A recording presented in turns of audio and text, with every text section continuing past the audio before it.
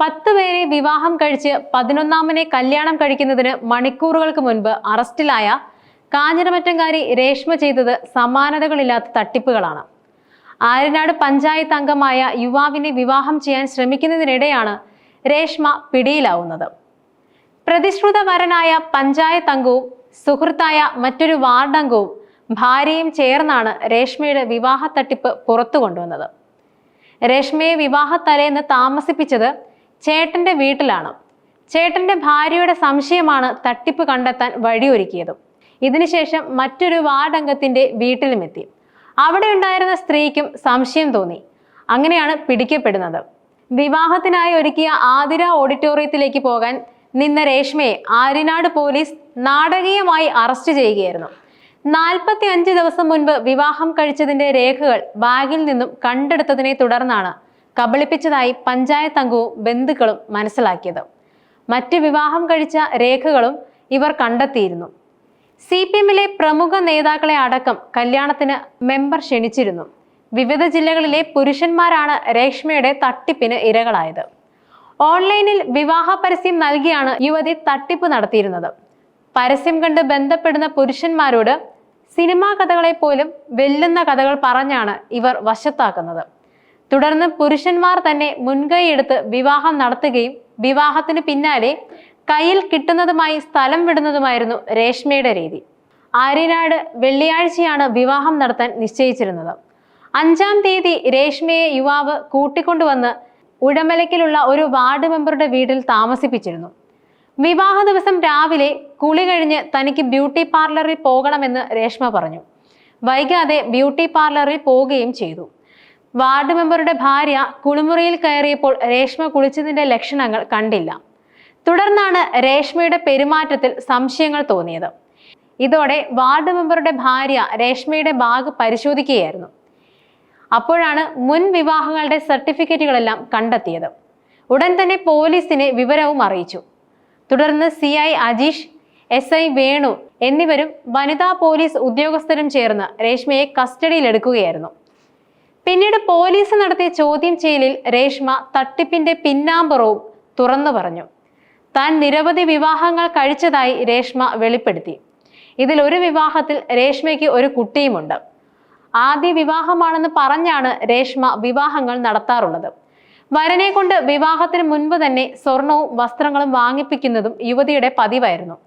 തുടർന്ന് ഈ പണവും വസ്ത്രങ്ങളും കല്യാണ ആവശ്യത്തിനുള്ള പണവും കൈക്കലാക്കി വിവാഹ പിറ്റേന്ന് തന്നെ മുങ്ങുന്നതാണ് രേഷ്മയുടെ രീതി. അമ്മയുടേത് എന്ന് കരുതുന്ന ഫോൺ നമ്പർ പരിശോധിച്ചപ്പോൾ രേഷ്മയുടെ നമ്പർ ഉപയോഗിക്കുന്നതെന്നും പോലീസ് കണ്ടെത്തി. അമ്മ എന്ന വ്യാജേന ഇവർ തന്നെയാണ് വരന്റെ കുടുംബവുമായി സംസാരിക്കുന്നതെന്നാണ് കരുതുന്നത്. ഓൺലൈൻ മാട്രിമോണി സൈറ്റുകളിൽ നിന്നാണ് രേഷ്മ ഇരകളെ കണ്ടെത്തിയിരുന്നത്.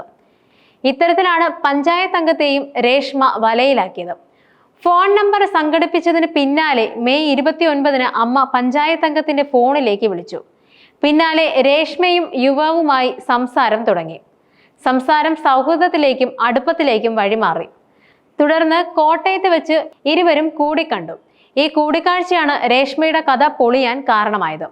അമ്മ തന്നെ ദത്തെടുത്ത് വളർത്തുന്നതാണെന്നും ഈ കല്യാണത്തിന് അമ്മയ്ക്ക് ഇഷ്ടമല്ലെന്നും രേഷ്മ യുവാവിനെ പറഞ്ഞ് വിശ്വസിപ്പിച്ചു. രേഷ്മയുടെ കഥയിൽ വീണ യുവാവെങ്കിൽ തിരുവനന്തപുരത്തേക്ക് പോരൂ, കല്യാണം വെച്ച് താമസിപ്പിക്കേണ്ട എന്നായി. അങ്ങനെ വെമ്പായത്ത് സുഹൃത്തിന്റെ വീട്ടിൽ രേഷ്മയെ എത്തിച്ച് യുവാവ് താമസിപ്പിച്ചു.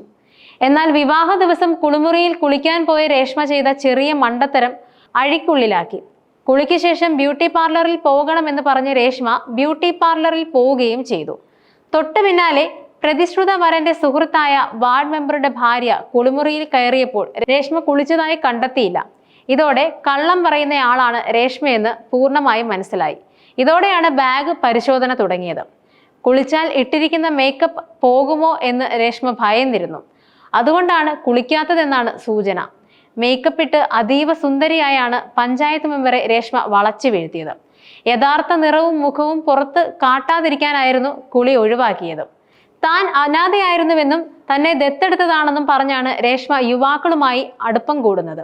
45 ദിവസം മുൻപ് വിവാഹം കഴിച്ചയാളെ കബളിപ്പിച്ചാണ് പഞ്ചായത്ത് അംഗവുമായുള്ള വിവാഹത്തിന് രേഷ്മ എത്തിയത്. അടുത്ത മാസം മറ്റൊരാളെ വിവാഹം കഴിക്കാനുള്ള തയ്യാറെടുപ്പും നടത്തിയിരുന്നു. പണം ലക്ഷ്യമായിരുന്നില്ലെന്നും താൻ ഈ തട്ടിപ്പ് നടത്തിയത് സ്നേഹം തേടിയാണെന്നുമാണ് രേഷ്മ പറയുന്നത്. രേഷ്മയുടെ ആദ്യ വിവാഹം നടന്നത് 2014 2022 മുതൽ വിവിധ ജില്ലകളിലായി 6 പേരെ കല്യാണം കഴിച്ചു. എല്ലാവരോടും പറഞ്ഞത് അനാഥയാണെന്ന ഒരേ കഥ. വിവാഹം കഴിഞ്ഞാൽ ദിവസങ്ങൾക്കുള്ളിൽ അവിടെ നിന്നും മുങ്ങും. 2 വയസ്സുള്ള കുട്ടിയുണ്ട് രേഷ്മയ്ക്ക്. സ്നേഹം തേടിയാണ് തുടരെ വിവാഹം കഴിച്ചതെന്നാണ് രേഷ്മ പോലീസിന് നൽകിയ മൊഴി. ഇത് പോലീസ് വിശ്വാസത്തിൽ എടുത്തിട്ടില്ല. 1 കോടിയിലധികം വിവാഹ തട്ടിപ്പിലൂടെ രേഷ്മ ഉണ്ടാക്കിയെന്നാണ് സൂചന. മുൻ ഭർത്താക്കന്മാർ ആരും പരാതി പറയാത്തതും പോലീസിന് സംശയമായി മാറിയിട്ടുണ്ട്.